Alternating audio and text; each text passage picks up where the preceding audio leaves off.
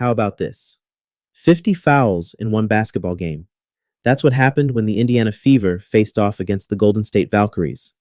50 fouls? That's not just a game. That's a whistle symphony. Let's dive into what went down. Welcome to DeActa Daily Digest. I'm Joseph. And I'm Juniper. Here are today's top stories. So Caitlin Clark and the Indiana Fever snapped their losing streak with a 90-82 win, but the game itself was pure chaos. Clark, who's already a polarizing figure in the league, found herself at the center of the storm with 5 personal fouls, including a technical and a flagrant. What's wild is that Clark didn't even realize she'd been assessed a technical foul until after the game. Her reaction during the post-game interview was almost disbelief.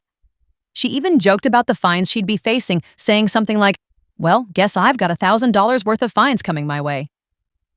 That moment really captured the absurdity of the night.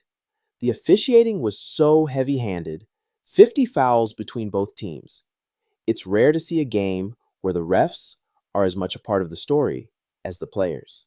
And yet, despite all the chaos Clark delivered, she put up 22 points and 9 assists, leading her team to victory. It's almost like she thrives in these high-pressure, high-drama situations. Exactly. And let's not forget her teammates. Aaliyah Boston recorded her 42nd career double-double with 16 rebounds, and Kelsey Mitchell added 19 points. The Fever really turned things around in the third quarter, outscoring the Valkyries 29-17. What's fascinating is how Clark's villain arc, as some are calling it, adds another layer to her already compelling story. Love her or hate her, she's the kind of player who keeps fans talking.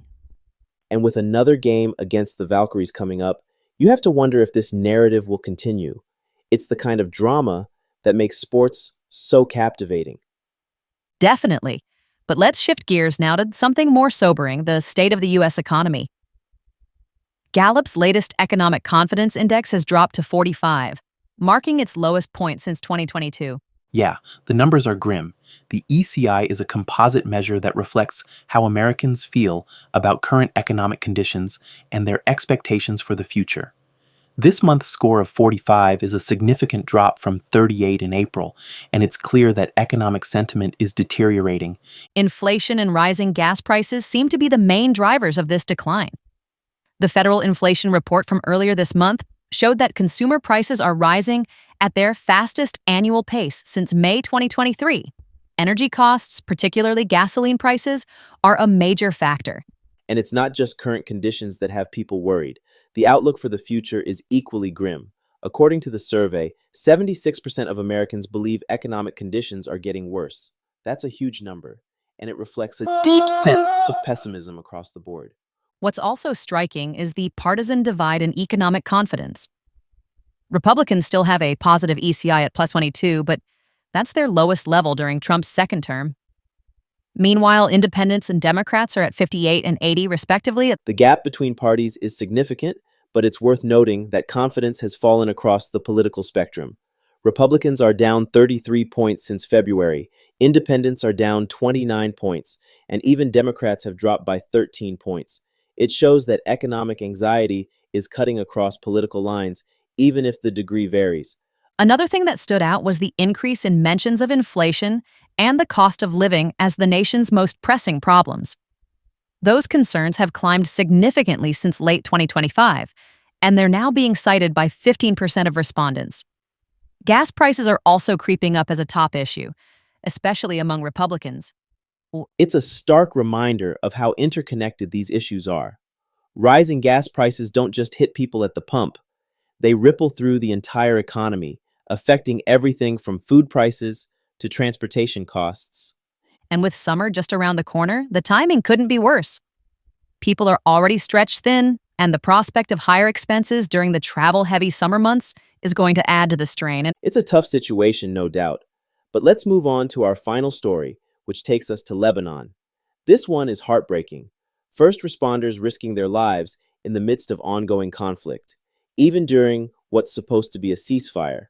The story of Narij Ramal and her husband, Hussein Jabber, is particularly gut-wrenching. Jabber was a veteran first responder who died in an Israeli drone strike while trying to help a wounded man. His death came just days before what would have been his and Rommel's first wedding anniversary. Jaber's story is just one of many. More than 100 first responders have been killed in Israeli airstrikes since the fighting between Israel and Hezbollah escalated in March. Even during the ceasefire, attacks have continued, claiming hundreds of civilian lives. What's particularly troubling is the targeting of rescue workers. International law is supposed to protect hospitals, ambulances, and medical teams, but those protections seem to mean very little in this conflict. Organizations like Doctors Without Borders have called it an alarming pattern. The emotional toll on the surviving first responders is immense.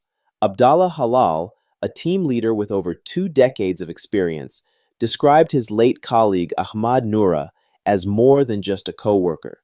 These teams are like family, and losing one of their own is a deeply personal tragedy. And yet, they keep going. People like Ali Al-Rida Hamoud, who was wounded earlier in the war, continue to put their lives on the line every day. His words really stuck with me. "I'm not a hero, but I'm not afraid. Despite everything, you have to keep moving." It's a level of bravery that's hard to fathom. These first responders are not just dealing with the immediate dangers of their work, they're also grappling with the loss of friends and colleagues, often without the chance to properly mourn. And the strikes aren't just taking lives, they're displacing people too. Nearly 1 million people have been forced to flee their homes in southern Lebanon since the war began. It's a humanitarian crisis on multiple fronts. It really puts things into perspective, doesn't it? We started today talking about basketball fouls and economic indexes, but stories like this remind us of the resilience and courage people can show in the face of unimaginable hardship. Absolutely. It's a sobering note to end on, but an important one.